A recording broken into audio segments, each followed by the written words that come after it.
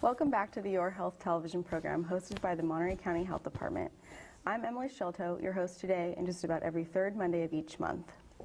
Today we're discussing some of the alcohol-related education and prevention efforts that are currently taking place in our community, as April is National Alcohol Awareness Month. I'd like to continue our discussion by introducing my next guest, the Director of Prevention at Sun Street Centers, Ms. Maria-Elena Morales. Maria-Elena, welcome and thank you for being here. Well, thank you for having me here. Indeed. So we heard from Rose, our first guest, that you at Sun Street Centers contract with the health department to provide alcohol awareness and prevention throughout the South County area and Peninsula? Yes, we do. We have services throughout Monterey County, and we cover as far as San Ardo. Okay. And San Lucas in South County, and we cover the whole, as far as the peninsula as maybe Carmel Valley. Okay. And what we do is we provide an array of services. One is, well, of course, like it was mentioned, to prevent underage drinking. The other one is the parents hosting parties for underage teens. The other one is preventing the alcohol and drug that's involved in the crime and the violence. And the other one is the prevention of the marijuana use among teens. Okay. And in the youth. And one of the things that we do as far as the underage drinking, we provide different services like for life skills for youth, and we provide life skills for parents. We also have gateway drug trainings. We have several groups. We have Parents Creating Solutions in our county. We have STEPS, which is Safety and Empowerment Project students in the Peninsula in South County. And these are high school youth that are considered Youth Leaderships Council. And they go out and do all different types of prevention services as well. Okay. And some of those things we will talk about in length in just a moment here. So how does Sun Street Centers address underage drinking specifically in South County and in the Peninsula? Well, one of the things how we address underage drinking in South County is by providing, like I said, gateway drug presentations. We go to the schools. We provide gateway drug presentations to elementary schools, middle schools, high schools. We do them at-risk youth schools. We do at community schools. And we do also we provide life skills at our own program too. At our offices, we go to the schools and provide life skills. It's a 10-week program. Okay. Life skills is a 10-week program where we actually, the elementary, we just started. And the elementary is providing life skills for 5th graders, and that's an 8-week program compared to the middle school and the high school, which is a 10-week program, 2-hour session. And one of the things is they have a different kind of a program. The elementary, 3 to 6 grades, but right now we're working on the 5th graders, is to provide them with self-esteem. Okay. Develop healthy and positive attitudes. When we cover the middle school and the high school, we look at their personal management skills. We have social skills to help them get through a shyness period of their development, to look at their personal challenges of what they have in their life and how to work through them. Also, peer pressures. How do you handle them? How are you not going to drink? You know, people are pressuring you to have a drink, to have a cigarette, to take some other kind of drug. And how do you work through those challenges? Okay. And so life skills, and then you mentioned a gateway drug presentation. And I'm thinking the gateway drug means the gateway drugs. Right. Gateway drugs are the initial drugs that are that youth look at. For instance, tobacco is one. Okay. You know, here, have one cigarette. No, I don't smoke. No, here, have one. And the other one is alcohol and marijuana, and would you believe prescription drugs are also considered a gateway drug? I've heard this whole Oxycontin thing is pretty popular. And lately, it's been they take a lot of the pain medications, and it's really out there. Huh. And so a presentation explaining what the drugs are, what they do. Exactly. We go through each what alcohol does, how did it affect the body, what it does to you, and what's the outcome what are some of the ways that some of the situations that you can that it will lead to. Oh, okay. Yes. And that's some of the things I was mentioning earlier, the risky sexual behaviors, maybe. Oh, yes. Unintentional injuries. Yes, well, and not only that, but sometimes even when they go into these drugs, they don't know how susceptible they are to the drug, and especially if they're already on some type of medication. Oh. And then they're mixing. Oh. A lot of what we see nowadays is they're mixing alcohol with prescription drugs, and that's deadly. Yeah. Definitely deadly. Interesting. So we learned that there are some goals of the alcohol and drug programs. They're reducing alcohol use, reducing underage alcohol use, reducing adult provision of alcohol to minors in social settings, reducing the rate of alcohol and drug-related crime and violence, and then reducing the use of marijuana among youth. How do you address some of these things? Addressing the provision of adults to minors on alcohol, one of the things is we are working on the social host ordinance alongside with Behavioral Health and Sunrise House, and actually we've done a few social host ordinances. We passed one here in Salinas, which was done last year. We have done one in Pacific Grove. Social host ordinance in Pacific Grove. King City has adopted a social host ordinance also in South County. We are working on one in the city of Marina, and like I said, we are working alongside with Behavioral Health on the Monterey County. And so I'm holding up right now, this is from Sun Street Centers, yes. and it says a little bit about what social hosting is and what the civil penalty yes. would be. And numbers to call if you'd like more information about it. And this is from Sun Street Centers. Yes. And if you see those around town, yes, that is your good doings. Well, yes, it is. And we have actually gone to some grocery stores and have put it in had the clerks put it in the grocery bags. Oh. And people will call us and say, "Oh, we didn't know this was happening. We didn't know this existed." And they want to know more, and it's a really good way of educating the community. That is a big part of our job, is to educate the community on what the laws are, what alcohol does, what the other drugs do, what are the prescription drugs out there that are harming our youth. Great, and it fits really well with what we're talking about here as April being National Alcohol Awareness Month. I mean, that's a great way to get the word out by putting it in the bags of purchases, things that you've gotten from the grocery store. In terms of reducing the rate of alcohol and drug-related crime and violence, what's being done? How do you address that? What we're doing is we do what they call shoulder decoy operations with police and ABC Oh. in different cities.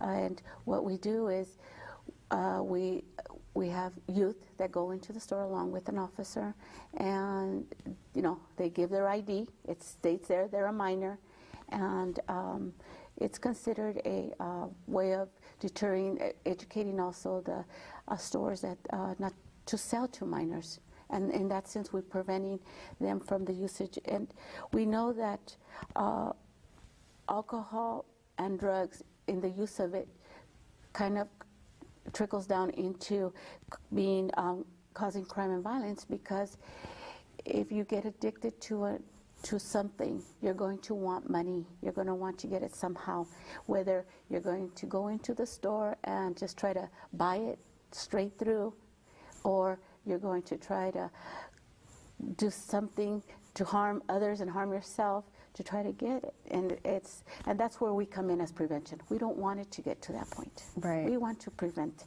those things from happening. So in those sting operations, you are taking a minor with their ID, showing that they're a minor, and an officer, and you're going into various stores yes. That sell alcohol, and you're showing them this is what a minor looks like. Right. Is that the gist of it? Well, they're showing their ID to show that they're not over 21. Right. And if the clerk sells or doesn't sell, that it's educating also the store owners that they have to really be aware. But even we do educate the store owners and the different businesses as well. And we do that through responsible beverage service training, which is considered RBS training. Okay.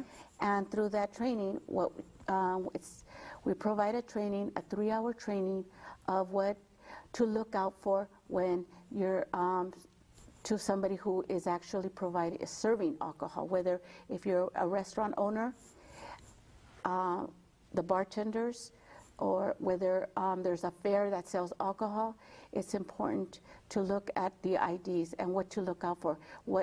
Some are false IDs, and how to check if it's a false or not a false ID, and kind of hone in on what areas they have to look on the ID, so it could be a quick glance and know what it is. Also, one of the things that we've worked with is at the rodeo, to make sure, we worked this with last year, to make sure there was an area of where they sell alcohol, just like a tent or a certain section, so that, and what they were doing was giving them wristbands. Okay. So that's a way too that we go out and do outreach.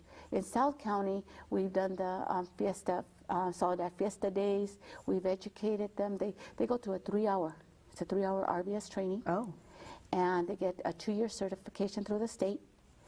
And what they do is, and they get a whole handbook of what to look out for, the laws, the liability that's involved, of the place of last drink. Oh. And it's a whole educational. Because I'm sure they'd be at fault if they were the ones found to have provided the alcohol. Exactly. Okay. And another thing that the RBS trainer does is they let them know that sometimes to a server, they think that a full cup or a glass is one drink, but actually measured, it's not all the way to the top. It's like maybe 2.5 or 3/4 of that glass. So a couple ounces. It's Yes, not the whole right. glass of the. Yes, and that's why sometimes when I say, well, how many did you have? Well, I had only 2, but how big were the 2? Yeah, interesting. 16-ounce glasses. No, that's more than That's one. Right. It's considered 2. Interesting. So, do you all at Sun Street Centers provide the responsible beverage service Yes, we do. training?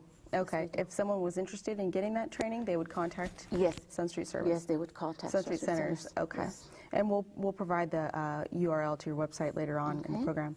So you also mentioned about parents creating solutions, PCS program. Yes. What is their role in preventing alcohol use among youth and teens in Soledad? Well, one of the things the Parents Creating Solutions Soledad is come together because they know there is a problem. And that's good because they're open to the idea that, you know what, we have to help here do something about it in our city.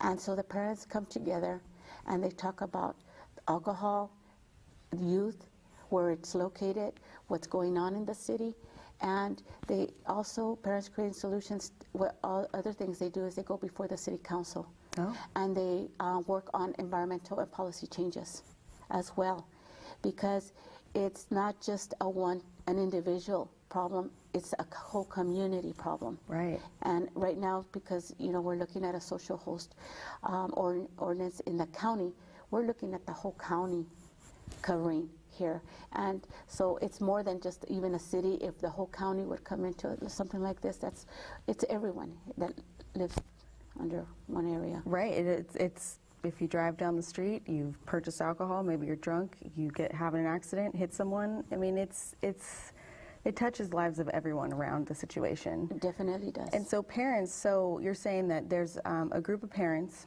that meets on a regular basis? Yes, they meet every week, once a week. Oh, okay. For 2 hours, and they talk about what's going on, the issues, and what are some of the things they can work on as far as preventing alcohol and drugs among youth, especially. Oh, that sounds fantastic. It's really them facing the issue. Yes. Not turning their backs on the issue. I mean, it's real, it happens here, and they're dealing with it. Yes, and another thing what they do is they also take the life skills training, the parents, so that they educate other parents as well. Oh, okay. And that's an 8-week training.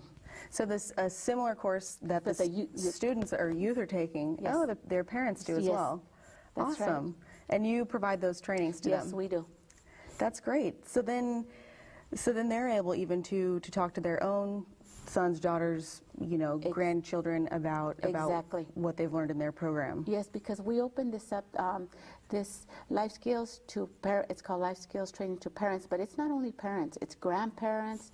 We know a lot of grandparents are raising their grandchildren, or they take care of their grandkids, or they take care of other children. We also have the care providers that take care of children, and it's important for them to, this life skills it fits everybody who works with children. Great, because they're able to recognize some of the signs and note some of how to respond to some questions and things like that.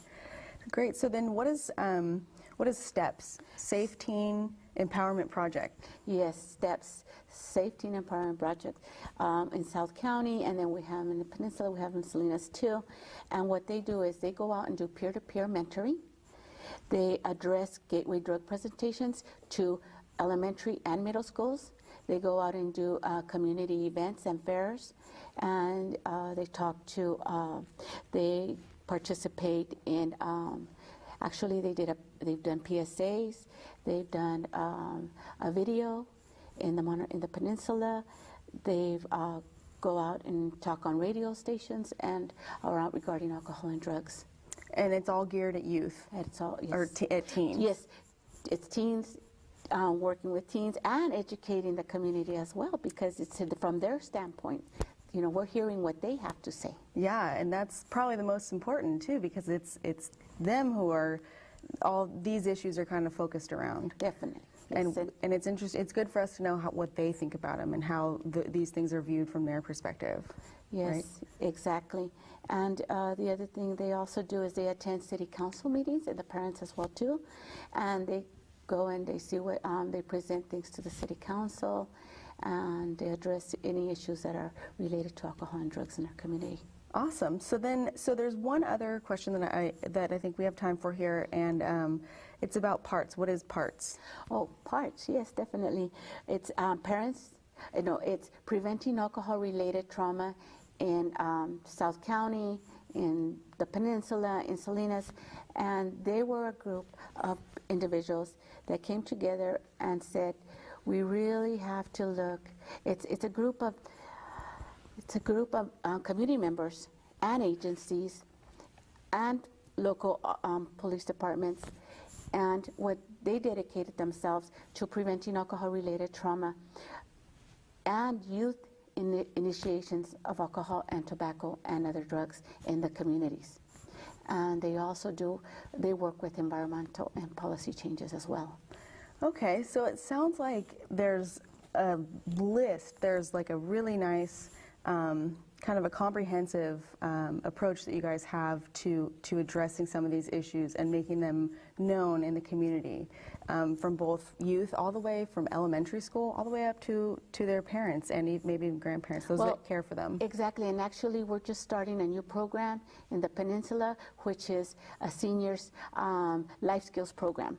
In the Peninsula. So please, any interested seniors, we're also offering it. And great. With that, I'm going to thank you again, Maria-Elena, for talking with us today, and thank you for all the great prevention work that Sun Street Centers is doing to help make our community healthier and safer. For more information on anything you just heard and more information on Sun Street Centers, please visit them on the web at sunstreetcenters.org. That's www.sunstreetcenters.org. Right now, we're going to take a short break, but don't go away. We'll be back in just a moment with more of the Your Health television program.